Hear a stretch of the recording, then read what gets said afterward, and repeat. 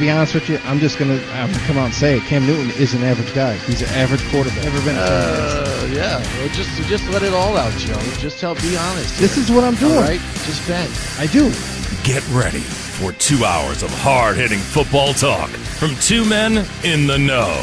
It's Football on the Know with Jim and Joe. Well, this is what the Patriot Handbook says, Joe. That's what you got to do. See, look at this.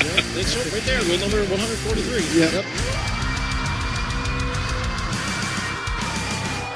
Jimmy just felt the need to bring the Patriots into a Raiders conversation. I just Can you have believe to. that? I think I always have to do it. I'm sorry. All right, joining us on the phone is a very special guest, Joe. He's an accomplished writer and a columnist for CBS Sports, Fansided, and Elite Sports New York. You can find many of his articles on ProFootballGuru.com, too, as well. It's Mr. Russell Baxter. Russ, what's going on? Well, you already called me Russell, so I mean, I'm just sorry. kind of blew that. I know, I did. I was already feeling comfortable. I'm sorry. No, it's not about. It's not a matter of comfort. I don't know. Is this an interview or a job interview? Oh, So, okay. I'm sorry. There we look at go. that. All right. So how are you doing then, Russell? I'm doing great. It's great to be on with you guys. And even though we haven't had any football for a couple of days, the NFL has certainly been in the news. So Absolutely, it has, definitely. And more than that, I mean, you look at all the rule changes from early on in the season, and they made some changes with the catch rule. They made some rule changes with protecting the quarterback. They even changed the kickoff rules, which was in jeopardy of being taken out of the game. Do you think that the NFL made the right rule changes? Well, I think some of them have paid off, and to me, when you do these things, the key is to make sure they're not too interpretive. Okay, I mean, the simpler the better.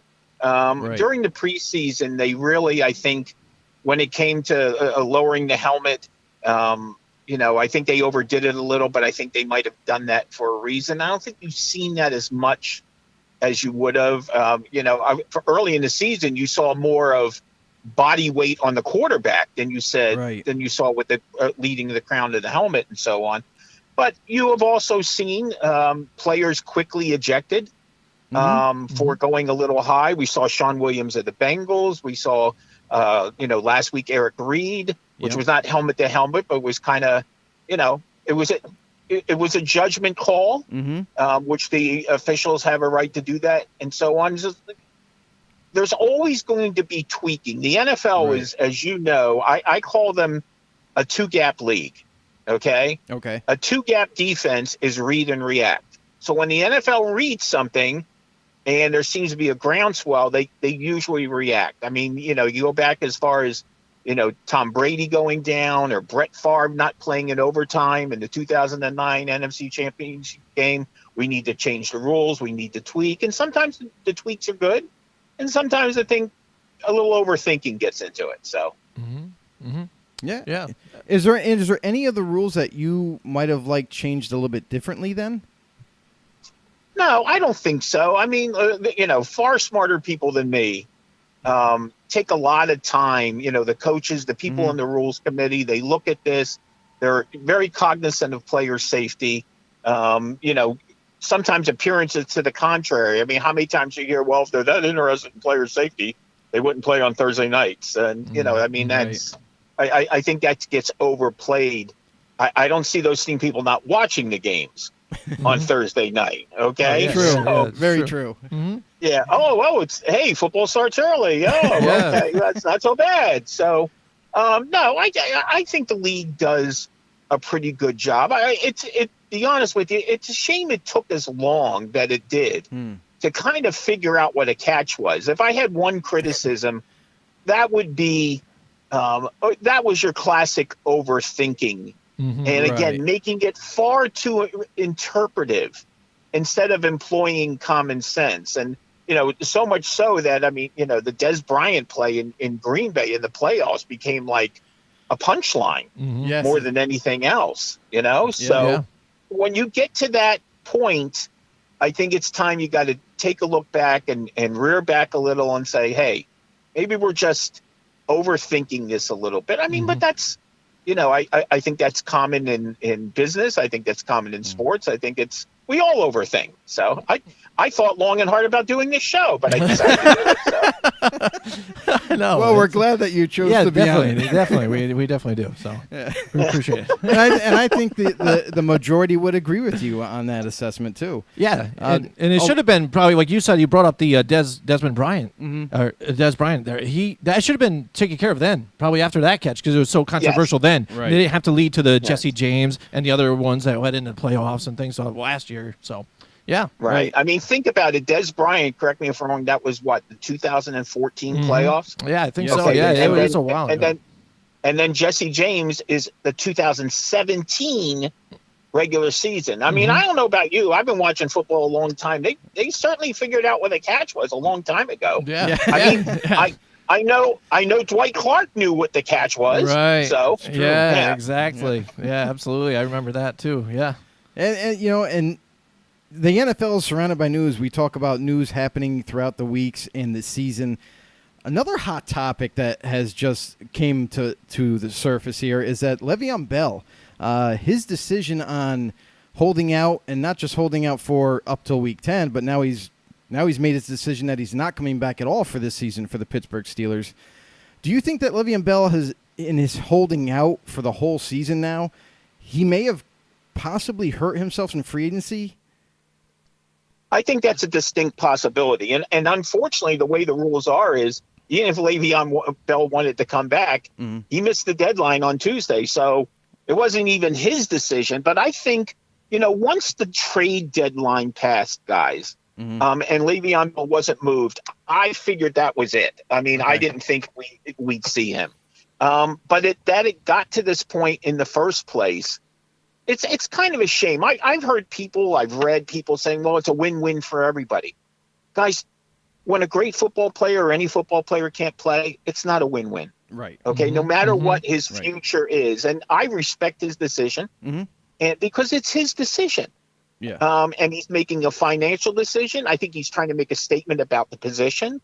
I understand all that. I will also, just in my own opinion, say if Le'Veon Bell had not tripped up a couple of times in terms of suspension, this would have been a moot point a couple of years ago. So remember what the holdup in this deal has been. It's been guaranteed money. Correct. Okay. Yep. So when you think about it, I think the Steelers were leery of guarantee because what happens if he gets suspended another time, and then it's an issue. So I mean, the Steelers are pretty. I think it's safe to say the Steelers are a pretty smart organization. Oh, yeah. Yeah, definitely. I mean, you're talking about a team that's had 3 head coaches in 50 years. Okay? Nobody's won more Super Bowls, regular season games, playoff games, division titles since the merger. They have a plan. That's why them and New England and other teams are in it constantly because they have a direction they want to go in. I think the thing that was unsettling for me, and we'll probably never know the truth, was the communication between Bell and his teammates. Because didn't you get the sense that, they as teammates, and why you remember how vocal the offensive linemen were Oh, yeah. at the beginning of the year, you almost got the sense that there was something went wrong. Because remember last year, no training camp, no preseason, Bell showed up.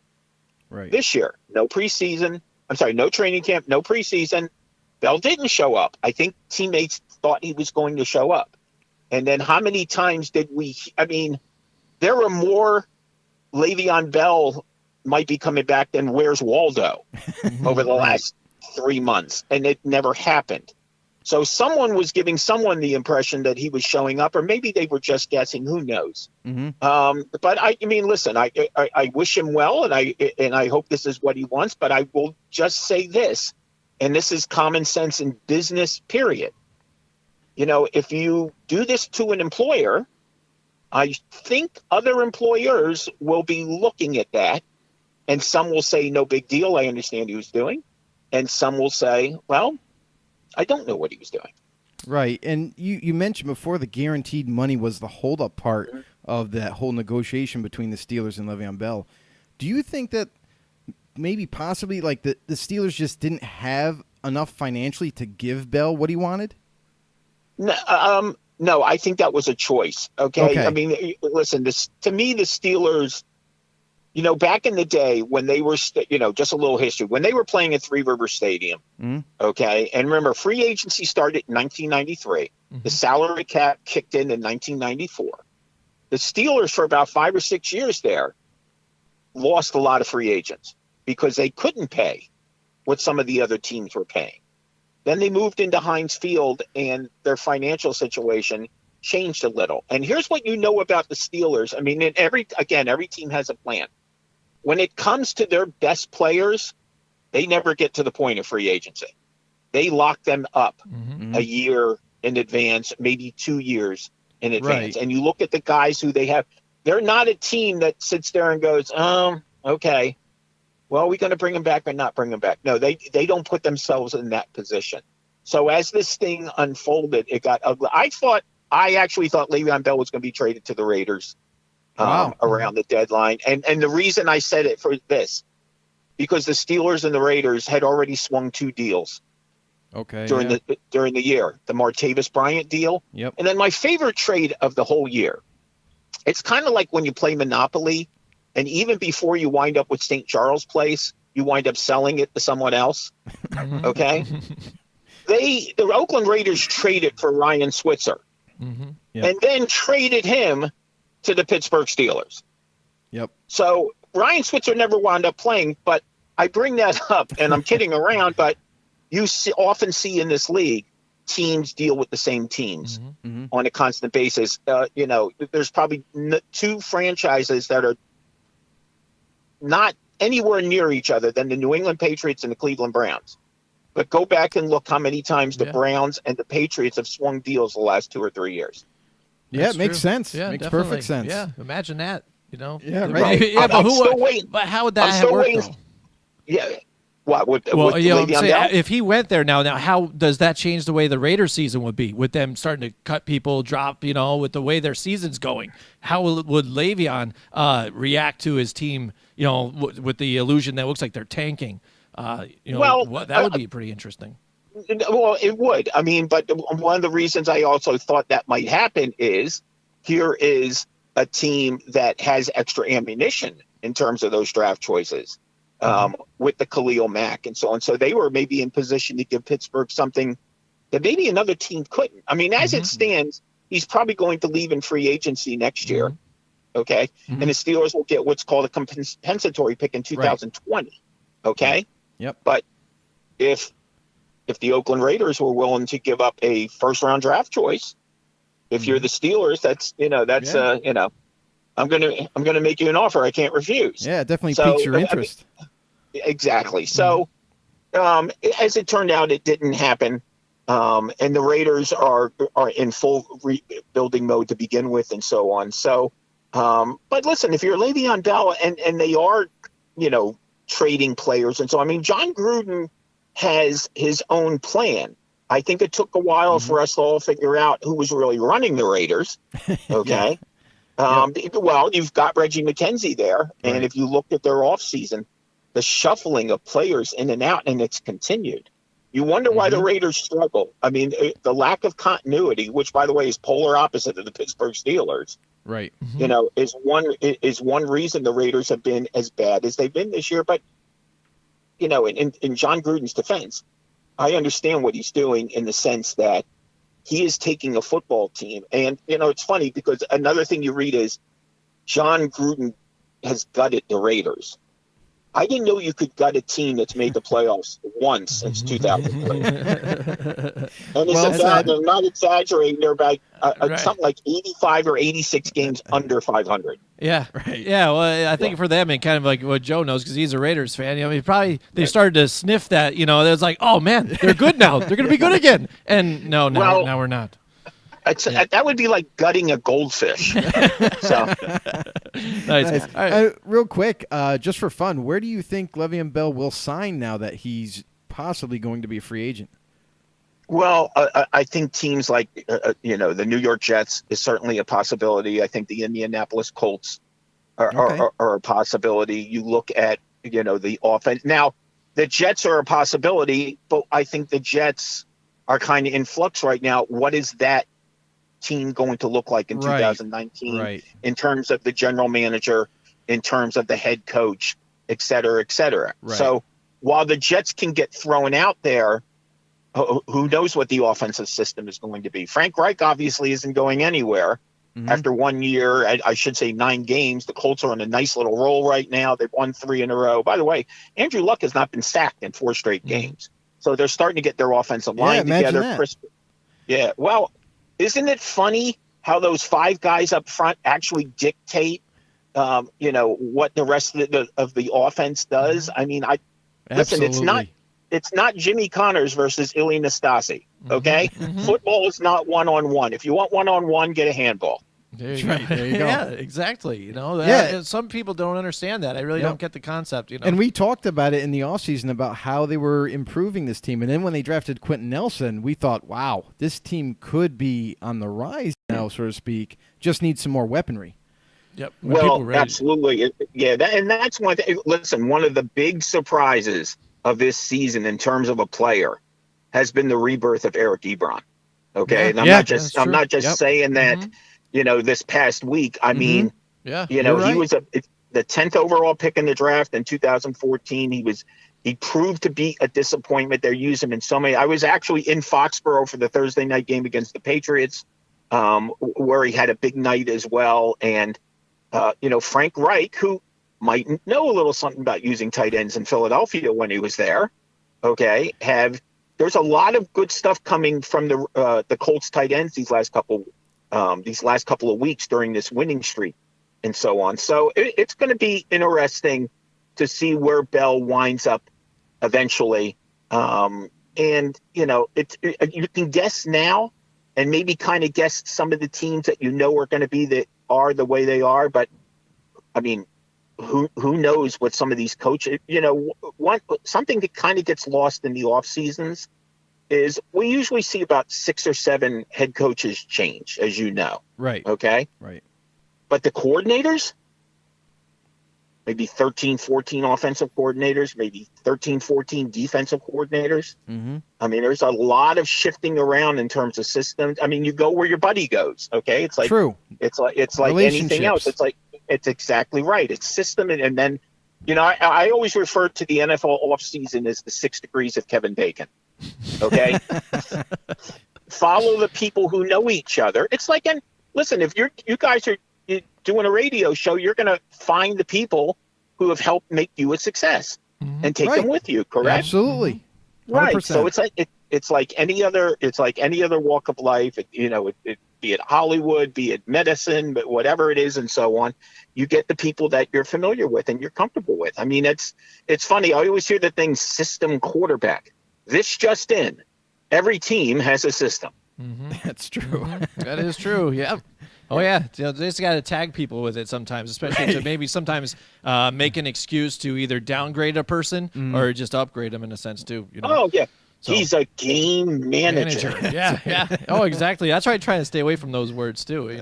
But yeah. Well, it's a generalization. If someone came up with it and it just kind of stuck, it's one of those misnomers that we hear about in sports all the time.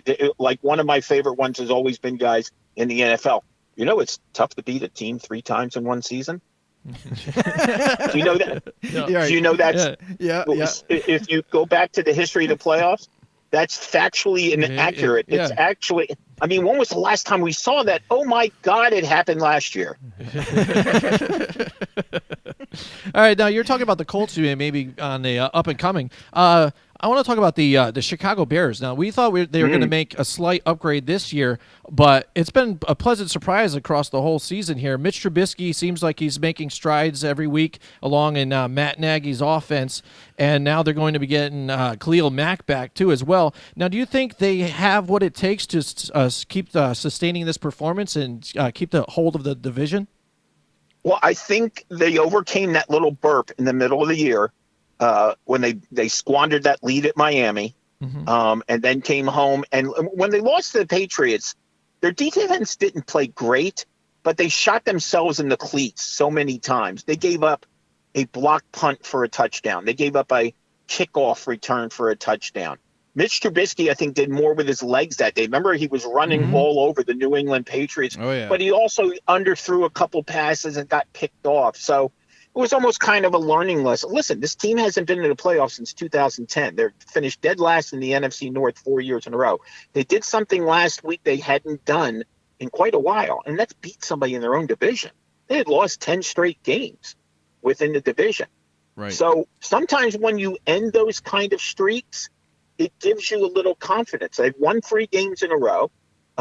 They get contributions from everybody.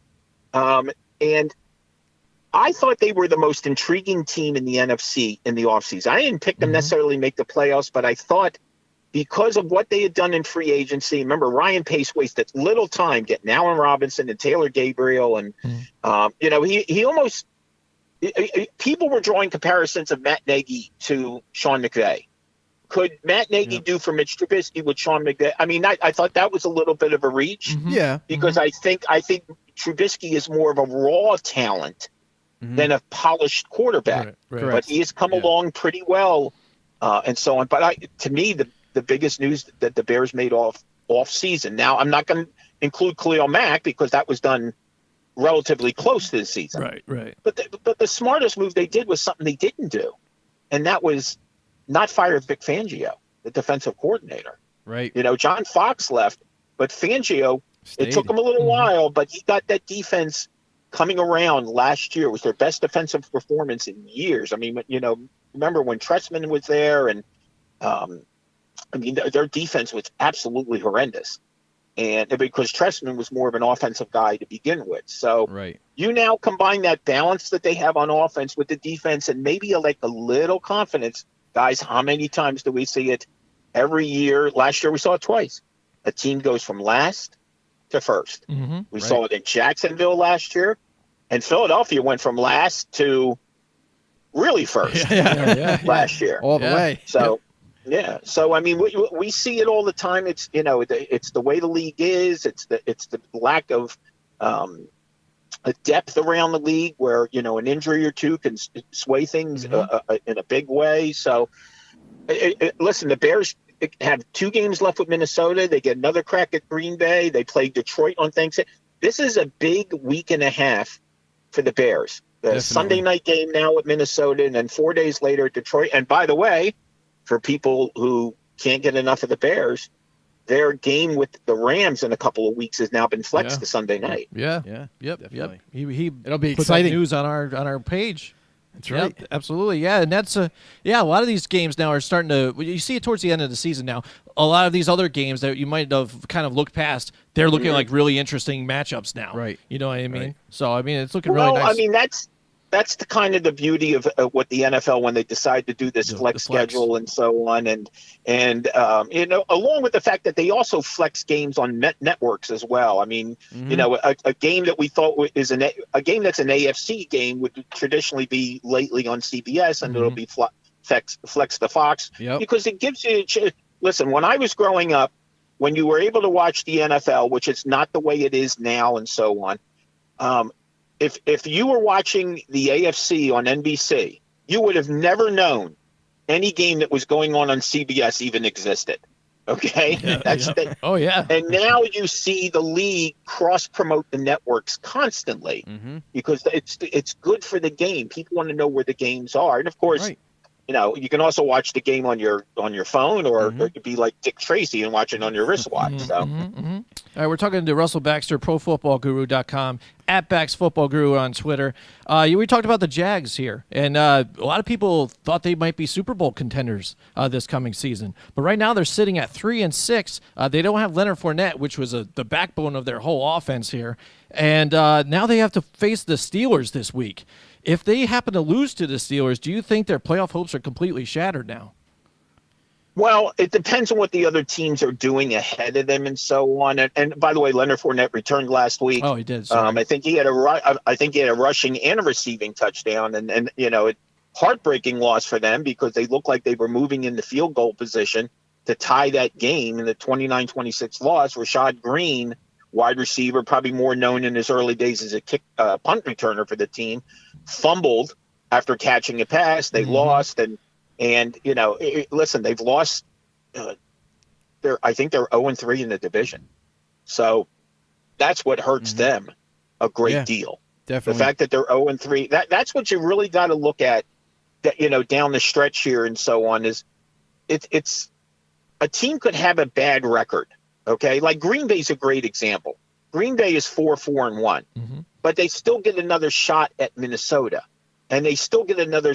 I mean, what if Green Bay kind of meanders their way and winds up later in the year knocking off the Bears and the Vikings? I say that because that means they would have not lost to the Vikings, and they would have swept the Bears, and that puts them in tie-breaking position. I mean, listen, we could see one of those years where a division, and, you know, everybody in the NFC North has lost at least 3 games.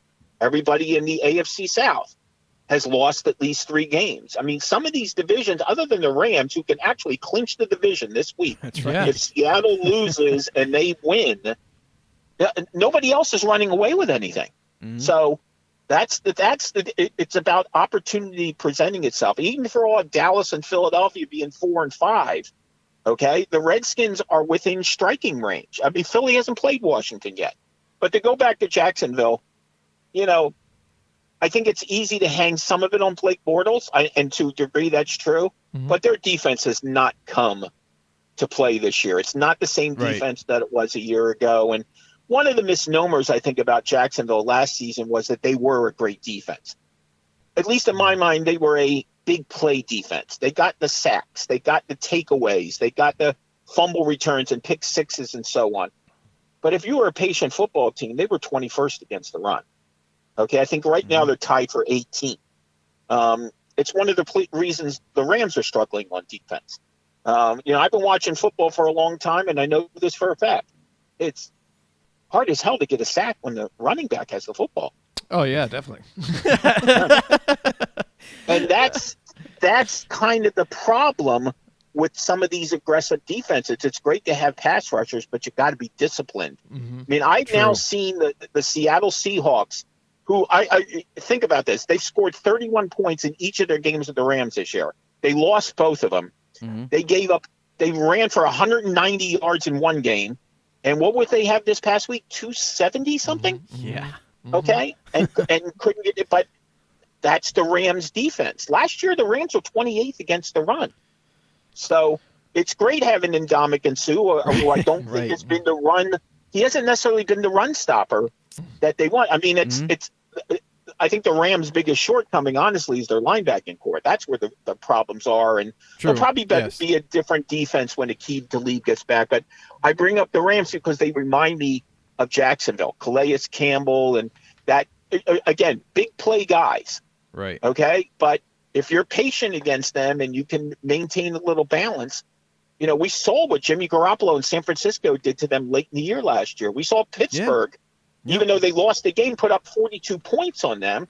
And because they don't have a lot of depth on the defensive line, they have a lot of good frontline players, they weren't able to sack Tom Brady late in the game when they needed to in the AFC Championship game. And to really kind of bring it full circle, guys, I think that's really the biggest problem for the Jaguars. We talk about Super Bowl hangovers.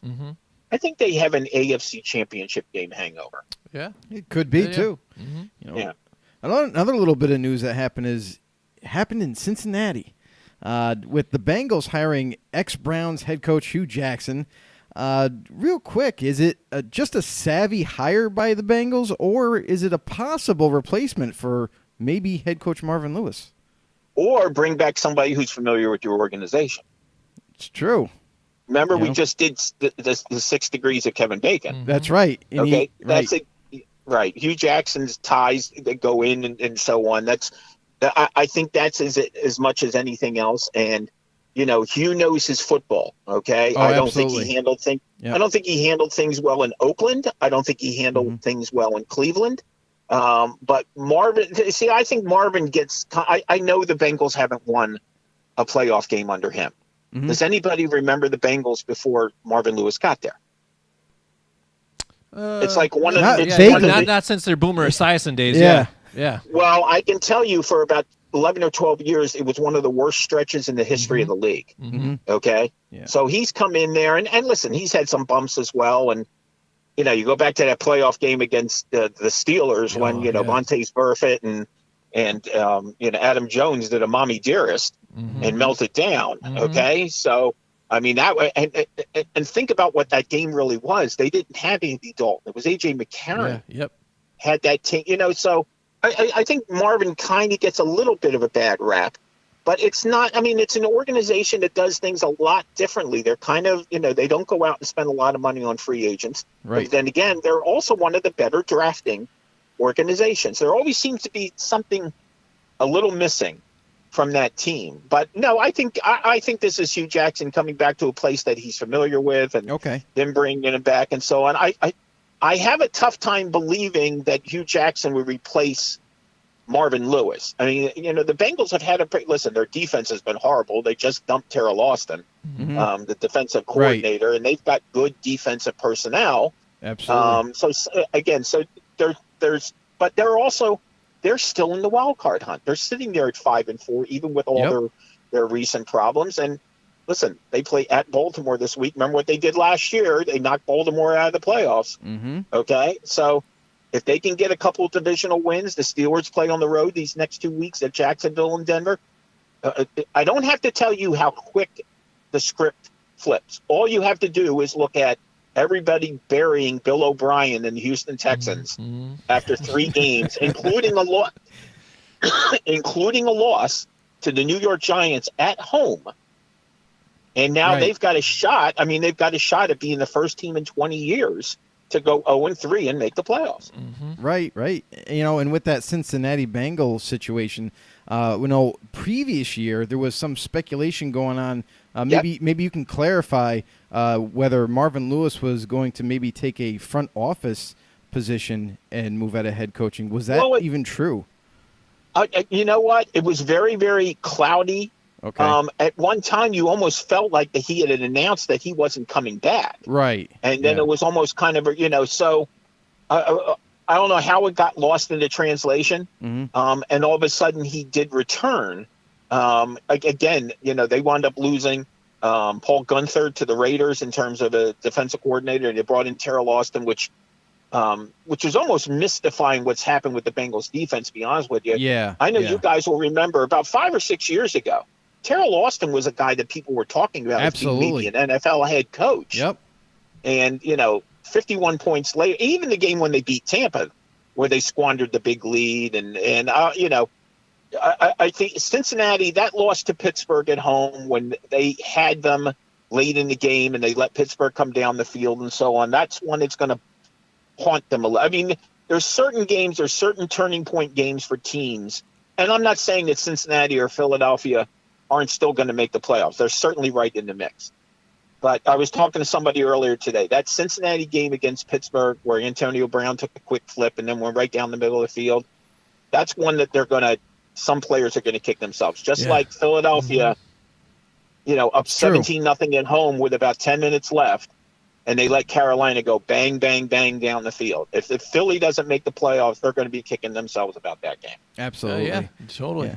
So there was a lot of excitement early on in the season for especially new teams that drafted high for quarterback, looking for an answer. You have Sam Darnold, you got Baker Mayfield, you have Josh Allen even being drafted by the Buffalo Bills, and Josh Rosen going to the Arizona Cardinals. Out of the recent rookie draft class, who are you most impressed with this early on in their development? Well, the physical skills of Josh Allen, and I think the resourcefulness of him, despite the fact that their offensive line isn't very good, has been impressive to watch.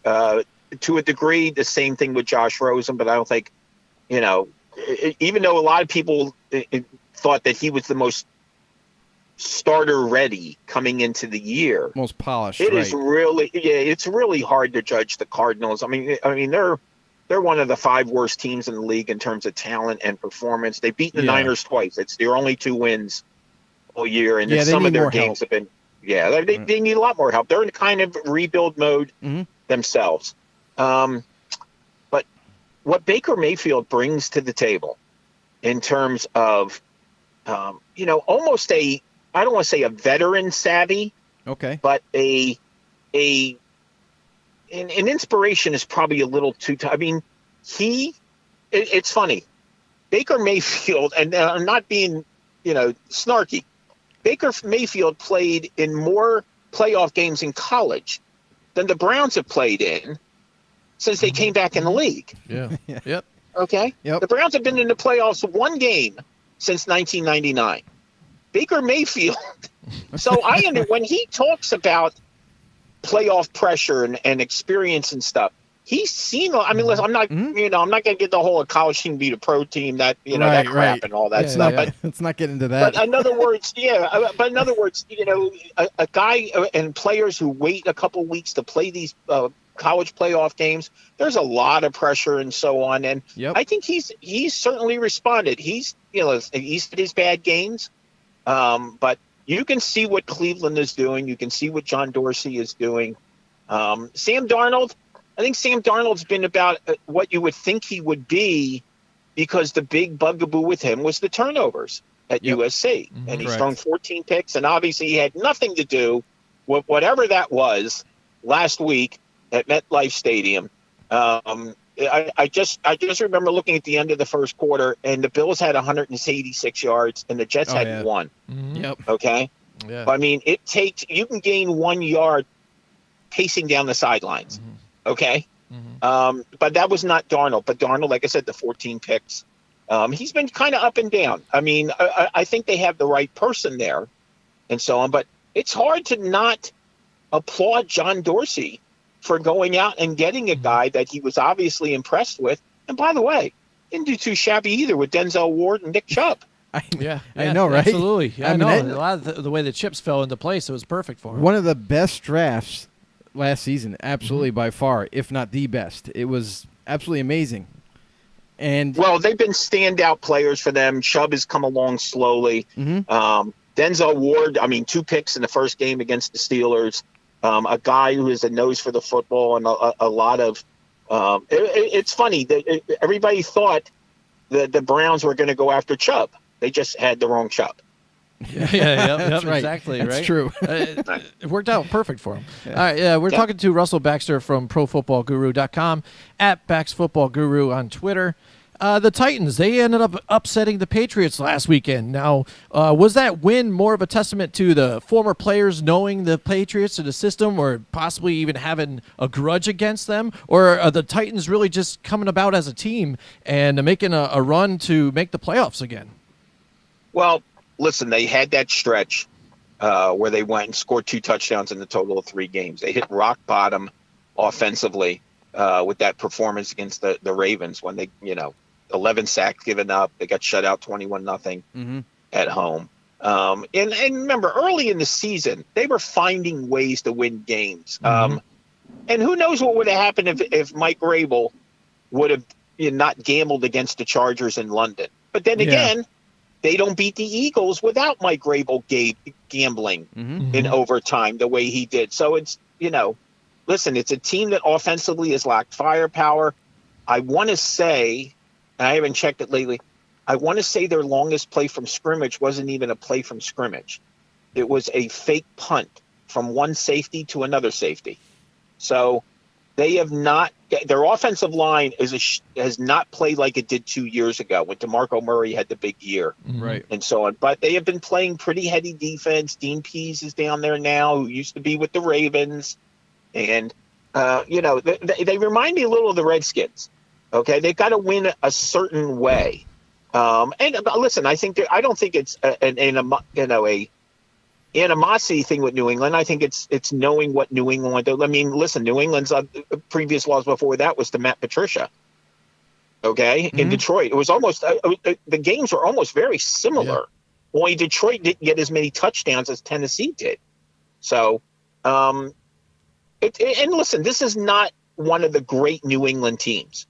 Okay, correct. Yeah. Agreed. They're actually a little more resourceful than they were, and remind you a little back of the teams of the early 2000s. I mean, when they beat the Bears, they got 2 special teams touchdowns. They find a way to more manufacture points. I don't think they have a great offensive line. I think their defense remains suspect. So it shows you what Belichick can do. And Tom Brady has been okay. I wouldn't say he's been spectacular this year. Mm-hmm. That being said, we're getting to that point of the year where they know how to win games. And no one cares if you win by 50 or you win by 1. All these New England Super Bowls are all close, be it win or lose. Mm-hmm. Okay? They played 8 Super Bowls with Brady and Belichick, and the biggest margin of victory is 8 points, which was last year. Okay? So finding ways to win, finding ways not to cost your team. I think they're off this, and the entire AFC East is off this week. It'll be very interesting to see how they bounce back. And if you know New England, they bounce back. It's what they do. But it's been an uneven year for them. When they have lost, they've lost by double digits, and it's something you're not used to seeing them do. Oh, absolutely not. They've been one of the winningest teams for the last decade. Yeah, and coming off the bye week, like what you said, they have the second or third easiest schedule from here on out, too, for them. So it's easy for them to bounce back and make that run again. So, they haven't played the Jets yet, who are in their division. They have I think 4 of their last 6 games are in the division. Mm-hmm. So they've got. It's funny. I think the other 2 games that are not in their division are intriguing games. They host Minnesota and they go to Pittsburgh. Mm-hmm. Yeah, and Pittsburgh right there. They're always in the AFC Championship as well, it seems like, with them too as well. And now that's the battle. I always thought too, when it came down to the playoff time, who had the home field advantage, because the Patriots at home, it's a different story. You know what I mean? Mm-hmm. They're undefeated right now, this season. So that's what they want to grab, is be able to get that home field advantage away from Pittsburgh. And that's huge for them. Mm-hmm. Well, to be honest with you, they haven't had many problems winning in Pittsburgh.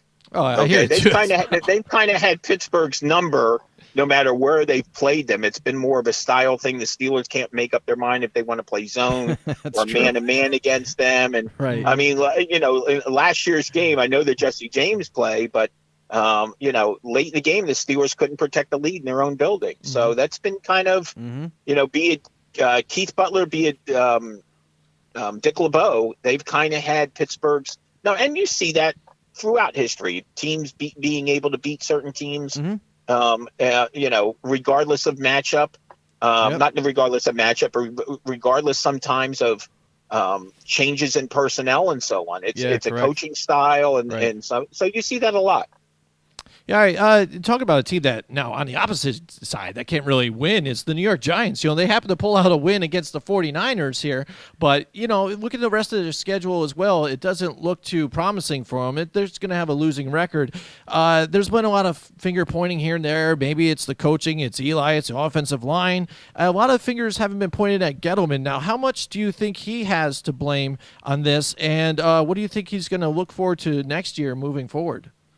Well, he inherited a 3-13 team. He didn't inherit a 13-3 team. Mm-hmm. Right. So, so that, this is a team. Listen, they made the playoffs in 2016. They won the Super Bowl in 2011 with a team that gave up more points than it scored. Okay. Mm-hmm. So this has not been a great team and a great semblance of talent for the last 7 or 8 years. We talked about the Raiders and how long they've struggled and so on. Mm-hmm. So, Saquon Barkley looks like the real deal to me. Mm-hmm. Absolutely. Okay. Maybe they've swung and missed a little during free agency and so on, but, their offensive line has been shaky. Nate Solder has been a major disappointment in terms of pass protection. Will Hernandez looks like he could be a good player, but he's next to Solder, and Eli's taking a beating, and I think Eli's time looks like it might be coming up, but Eli's time might have been coming up anyway. He's a different kind of quarterback than Ben Roethlisberger and Philip Rivers and Drew Brees and Tom Brady, some of the guys who are his age and so on. So, they're going to probably go in a different direction. It might not even be anybody who's on the team right now, but I think it'll be somebody they draft.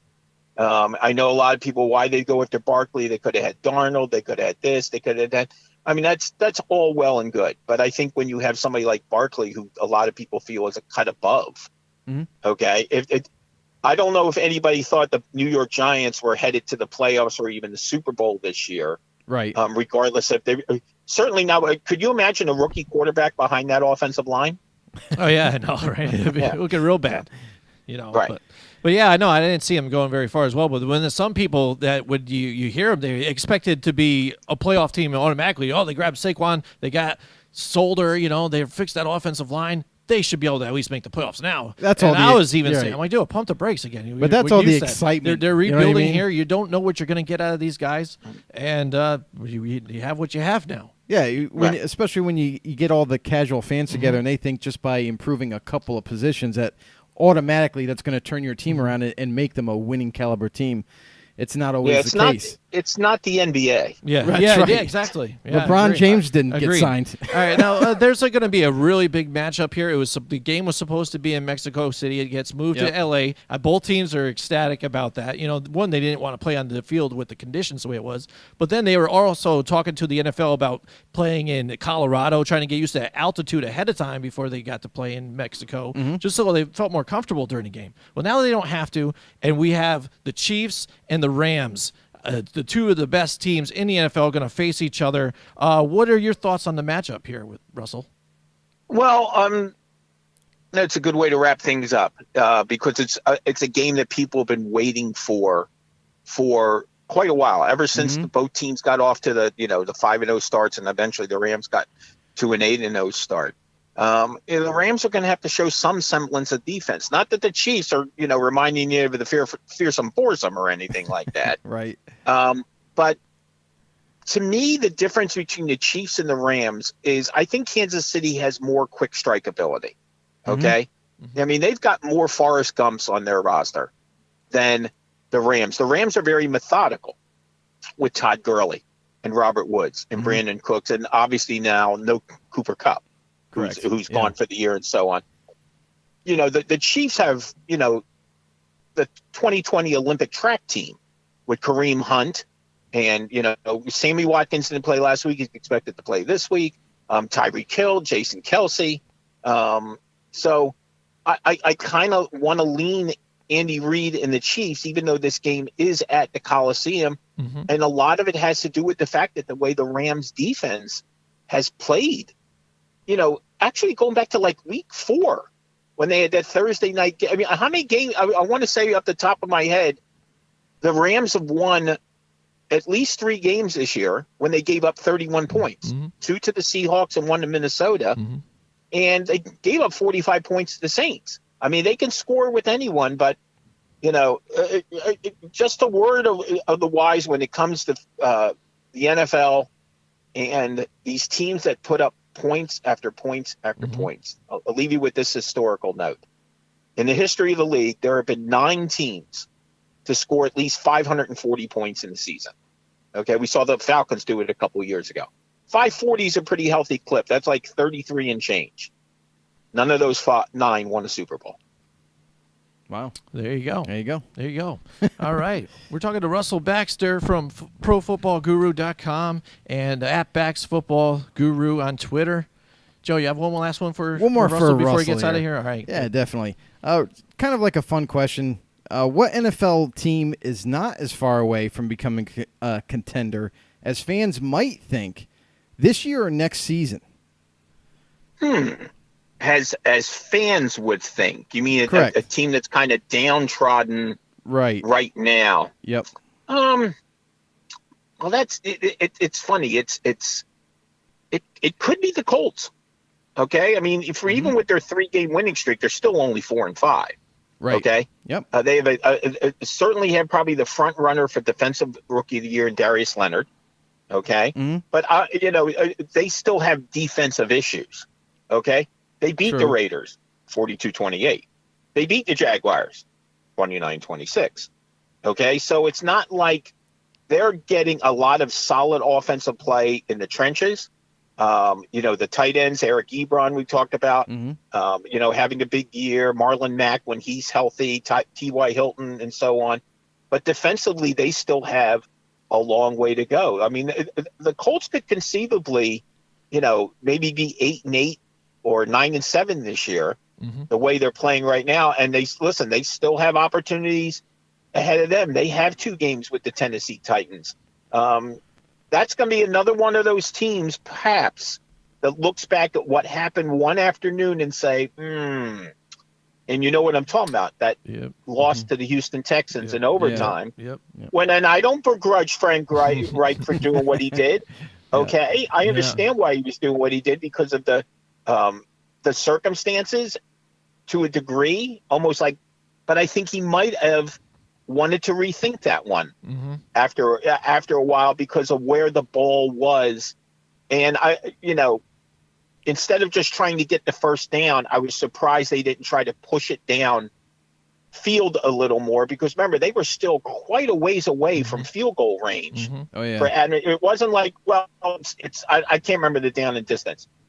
Instead of 4th and 6, and trying to get 6.5 yards, maybe you wanted to get maybe 13 or 14.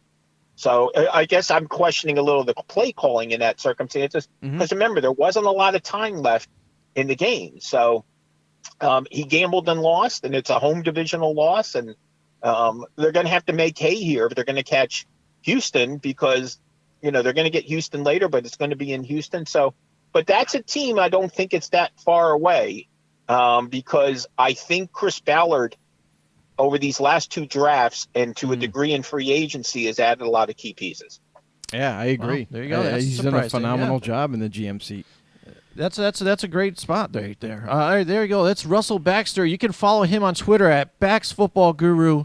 Russ, we appreciate you coming on talking to us. We really appreciate it. Hope to have you back on here soon. Yeah, thank you, Russ. It's been a pleasure.